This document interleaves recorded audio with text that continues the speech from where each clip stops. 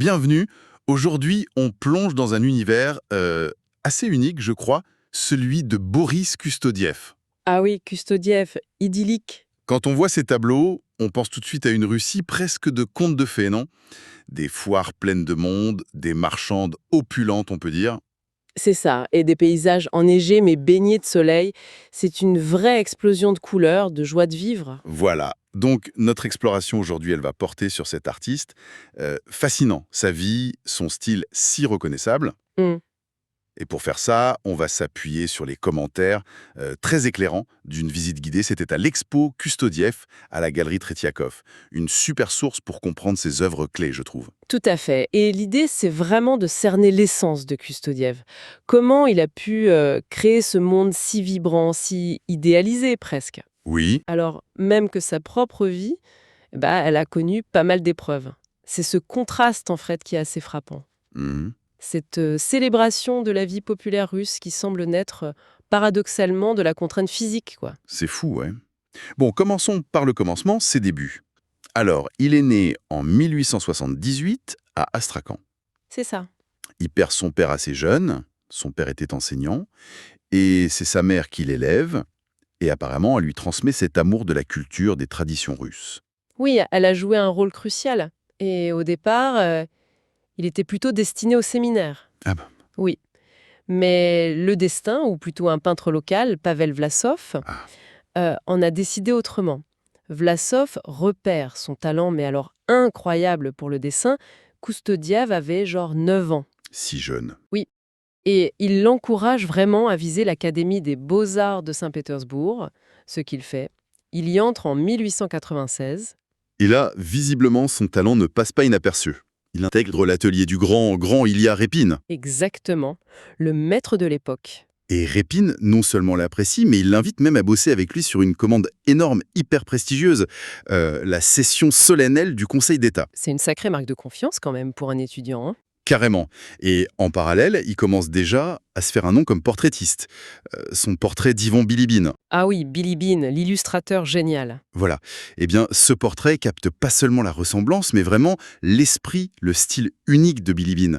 Ça lui vaut une reconnaissance super précoce. Des médailles à Munich, à Venise, alors qu'il est encore étudiant. Plus tard, c'est ça.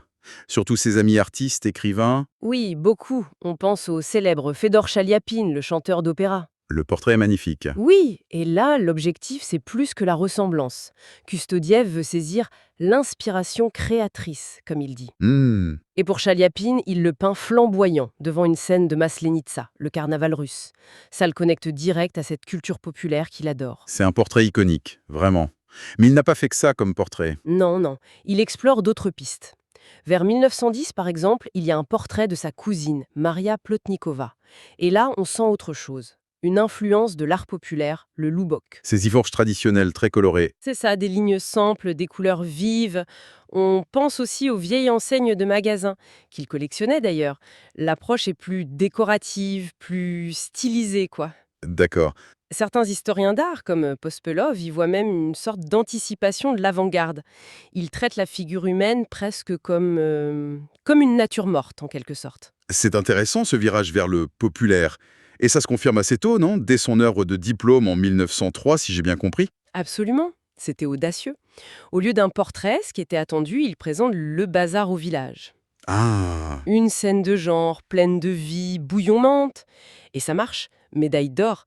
C'est vraiment le point de départ de sa fascination pour les foires, les marchés, cette vie rurale haute en couleurs qui va devenir sa marque de fabrique. il y a Alexandre Benoît, le critique et artiste, qui disait un truc comme «Le vrai Koustodiev, c'est la foire russe. C'est sa vraie sphère, sa vraie joie». Exactement, c'est très juste. Et son style va évoluer pour servir cette vision, justement. Comment ça? Vers 1906, on note un changement assez net. Il commence à aplatir les formes, il laisse tomber la perspective linéaire classique. Ah oui, Oui, au profit de compositions beaucoup plus décoratives. Ça ressemble presque à des panneaux décoratifs. Et surtout, il adopte tempera. la peinture à l'œil. C'est ça. Et ça change tout pour les couleurs. Ça permet des teintes incroyablement vives, lumineuses et durables. Il écrit d'ailleurs à sa femme, Julia, à quel point il est content d'avoir enfin trouvé sa technique. Pour obtenir ce rendu presque émaillé, c'est ça? Voilà, exactement. Ce lisser, cette lumière intense qu'il cherchait, finit la touche large, place à quelque chose de plus précis, de plus éclatant. Et pendant ce temps-là, sa vie personnelle, ça allait bien aussi, non?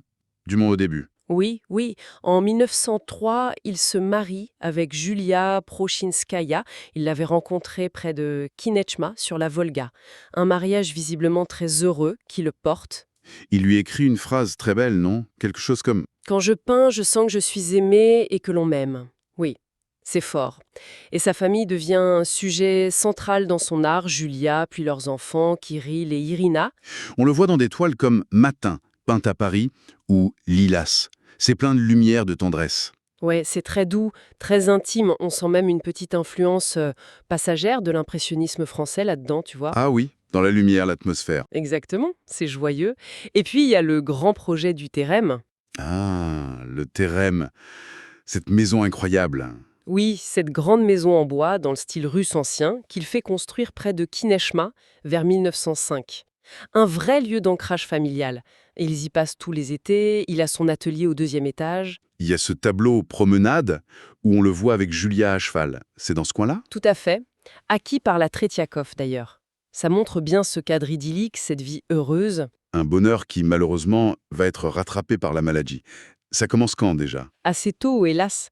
Dès 1911, il a des symptômes inquiétants au niveau de la colonne vertébrale. Il part se faire soigner en Suisse. Et là, le diagnostic est mauvais au départ. Très mauvais, et erroné en plus. On lui parle de tuberculose osseuse. Le traitement est un enfer. Corset rigide, immobilité quasi totale. Il est loin de sa famille, incapable de travailler. C'est une période de détresse terrible pour lui. L'horreur. Et c'est là qu'un ami intervient, c'est ça? Un collectionneur. Oui, Fyodor Noskageft, un ami proche, pour essayer de le relancer, de lui redonner goût à la peinture, il lui passe une commande. Un tableau sur un sujet russe. Et Kustodiev, cloué sur son lit ou presque? Oui, peint de mémoire ses premières kupchiras, ces fameuses marchandes opulentes, colorées, en 1912. C'est presque ironique comme situation. Mais c'est un déclic finalement. C'est un tournant majeur, oui. Peu après, heureusement, le bon diagnostic tombe. C'est une tumeur bénigne de la moelle épinière. Il subit une première opération en 1913 qui lui offre un peu de répit. Ouf. Mais ça ne dure pas. La rechute arrive en 1915, seconde opération en 1916, et là, le verdict est sans appel. Il restera paralysé des jambes, en fauteuil roulant, pour le reste de sa vie. Il a seulement 38 ans. C'est terrible, vraiment terrible. Et pourtant, ce qui est absolument sidérant, c'est que c'est à partir de ce moment-là que son art explose. C'est là qu'il peint ses œuvres les plus vibrantes, les plus colorées. Comment on explique ça? C'est toute la question et c'est ce qui rend Koustodiev si fascinant. Il continue de peindre, oui, il s'en relâche, mais en puisant où? Dans ses souvenirs, dans son imagination. Il se crée son propre monde en fait. Exactement, il invente une Russie idéalisée, une sorte de fête perpétuelle, un âge d'or imaginaire. Lui-même disait de ne pas être un naturaliste. Il affirmait « Mes peintures sont une pure illusion. Elles donnent l'impression de la vie réelle que pourtant je n'ai jamais vue moi-même et qui n'a jamais existé. » C'est incroyable comme phrase. Oui, c'est comme si moins son corps était libre, plus son esprit s'évadait. Plus il avait besoin de construire ce monde intérieur, ce refuge coloré sur la toile. La contrainte physique a paradoxalement libéré son imagination. Parlons un peu de ces œuvres iconiques qui naissent justement de cette période. Les kupchikas, donc, ces marchandes. Elles deviennent un motif central, presque une obsession. Il y a La Marchande de 1915 par exemple. Une figure seule, plantueuse, monumentale presque. Avec les joues bien roses. Ah oui, très typique. Elle est devant un paysage de la Volga avec en fond ces enseignes de magasins très colorées qu'il aimait tant collectionner ou dessiner. C'est peint d'imagination, hein. Et les visages sont simplifiés, il disait vouloir qu'ils ressemblent à des dessins d'enfants. Il y a aussi La marchande au miroir, qui serait inspirée d'un Titien vu à l'Ermitage. C'est ça. Il avait visité l'Ermitage avec Benoît et Notgaft, justement, et il avait été très marqué par la Vénus au miroir de Titien. Il admirait beaucoup Titien, Rembrandt aussi. Et dans ce tableau, La marchande au miroir, il y a une ambiance plus intime. Oui, une harmonie domestique, on voit le mari en arrière-plan qui la regarde, et Kustodiev y intègre des objets personnels. Un châle qu'on retrouve sur un portrait de sa femme, Julia, un certain verre à thé. Ah oui, des petits détails récurrents. Et puis la marchande de thé, plus tardive, non? Oui, peinte dans les années 20. Alors que cette classe sociale, les marchands, étaient en train de disparaître avec la Révolution.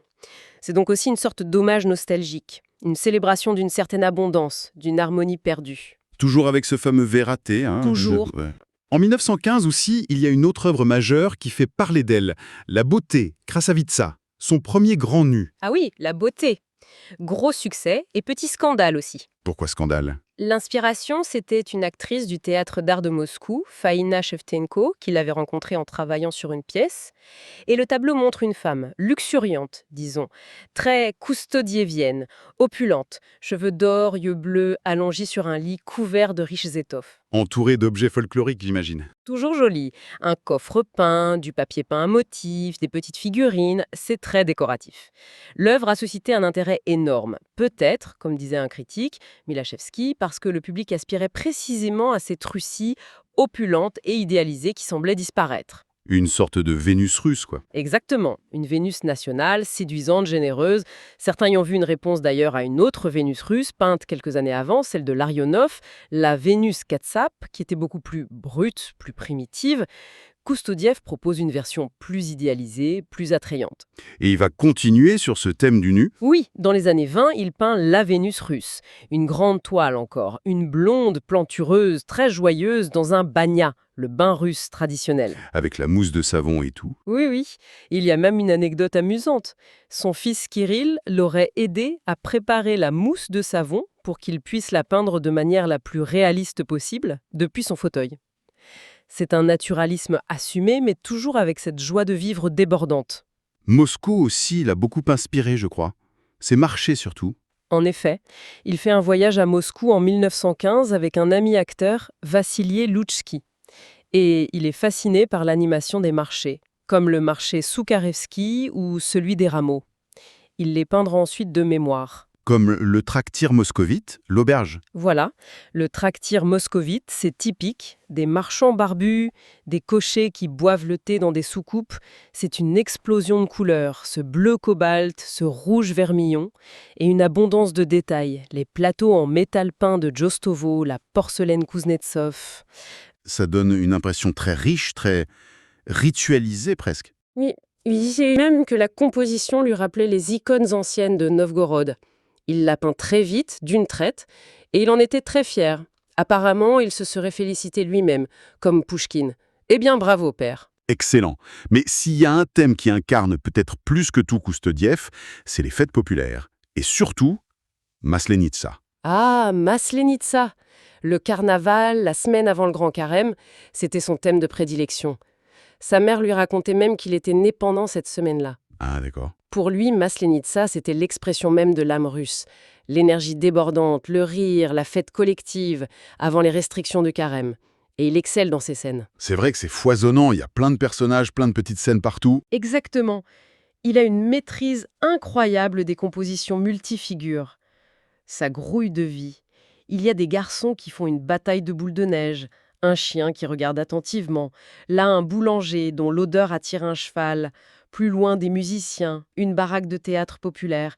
Chaque coin du tableau raconte une petite histoire. Et l'atmosphère générale, c'est le mouvement, la vie intense. Et en même temps, c'est un peu féerique, avec la neige, l'architecture russe. Tout à fait. Il peint souvent une sorte de ville de province archétypale. Ce n'est pas une ville précise, mais c'est une image idéalisée, composite, de la petite ville russe enneigée en fait. Et les gens reconnaissaient leur ville, c'est ça? Oui, et ça le ravissait. C'était la preuve qu'il avait touché juste, qu'il avait réussi à capter une essence collective, une image partagée de cette Russie festive. Il a aussi exploré d'autres formes, je crois. Il y a un tableau assez étonnant sur les étapes de la vie. Oui, une composition très originale où il représente les différents âges, naissance, enfance, jeunesse, maturité, vieillesse, mort, sur les différents étages ou parties d'une maison. C'est peint d'après ses souvenirs d'Astrakhan, avec une grande simplicité narrative. Et puis, il y a son travail pour le théâtre. Il n'a pas que peindre. Non, loin de là. Il a été un scénographe très demandé et très prolifique. Il a travaillé sur une quarantaine de spectacles, beaucoup de pièces d'Ostrovsky, le grand dramaturge russe. Avec un point culminant peut-être. Oui, son chef-d'œuvre dans ce domaine, c'est sans doute La Puce, une pièce d'après Leskov, mise en scène par Alexis Dicky pour un théâtre jeune à Moscou. Qu'est-ce qu'il a fait de spécial pour cette pièce? Il a conçu toute l'esthétique du spectacle, des décors et des costumes incroyablement ingénieux, dans un style très coloré, très fête foraine, avec des systèmes de changement rapides, beaucoup d'improvisation visuelle. Son design a vraiment guidé toute la production. C'était une vision très originale de la ville de Toula et de l'Angleterre industrielle, vue à travers le regard naïf et émerveillé d'un artisan russe. Tout ça réalisé depuis son fauteuil. C'est impressionnant. Et il a fait tout ça en une carrière finalement assez courte, non? Il meurt jeune? Très jeune, oui. Il meurt en 1927, il n'a que 49 ans. Ça fait une vingtaine d'années de création vraiment intense. Mais quelle production! Des centaines de peintures, des milliers de dessins. Il faut souligner que c'était un dessinateur absolument exceptionnel, l'un des meilleurs de Russie. Ah oui, Oui, oui. Plus son travail d'illustrateur, de scénographe. C'est immense. Son héritage principal, je crois, c'est vraiment cette énergie folle, cette joie presque, contagieuse, qui émane de toute son œuvre, malgré la maladie, malgré la douleur. c'est ça qui reste. Oui, son ami l'artiste Mstislav Dobouginski parlait de sa créativité presque maladivement avide. Et il soulignait qu'il n'y avait chez Kustodiev ni sensiblerie ni amertume face à son sort. Il offrait au contraire, disait Dobouginski, une réserve inépuisable de gaieté, d'attendrissement et de foi en la vie. C'est une belle conclusion. Donc pour résumer, Kustodiev nous laisse cette vision vraiment unique, très personnelle, d'une Russie festive, idéalisée, pleine de couleurs. Un monde qu'il a en grande partie inventé ou réinventé depuis son atelier. Oui, depuis son fauteuil. Voilà. Un maître du portrait, c'est sûr, mais surtout des scènes de genre populaires. Et dont la force créatrice, elle a complètement transcendé l'épreuve physique. C'est assez incroyable. Absolument. Et ça nous pose des questions forcément. Comment l'art peut-il créer des mondes parallèles aussi puissants, des mondes qui nous semblent parfois plus réels ou du moins plus désirables que la réalité elle-même? Hmm. Et comment l'expérience personnelle, même la plus dure, comme la maladie, l'immobilité, peut se transformer en une source d'inspiration aussi lumineuse, aussi positive? Kustodiev incarne cette alchimie de façon spectaculaire. Et pour finir, peut-être une pensée à méditer. En peignant sa Russie la plus joyeuse, la plus éclatante, au moment même où il était le plus contraint physiquement, Kustodiev nous montre peut-être quelque chose d'essentiel. C'est-à-dire? Que les contraintes, quelles qu'elles soient, loin d'étouffer forcément la création, peuvent paradoxalement l'exacerber, pousser la vision de l'artiste vers un idéal encore plus intense, plus concentré. Qu'est-ce que ça nous dit sur la nature même de l'imagination, sur sa puissance de compensation peut-être? Voilà, une question à laisser ouverte.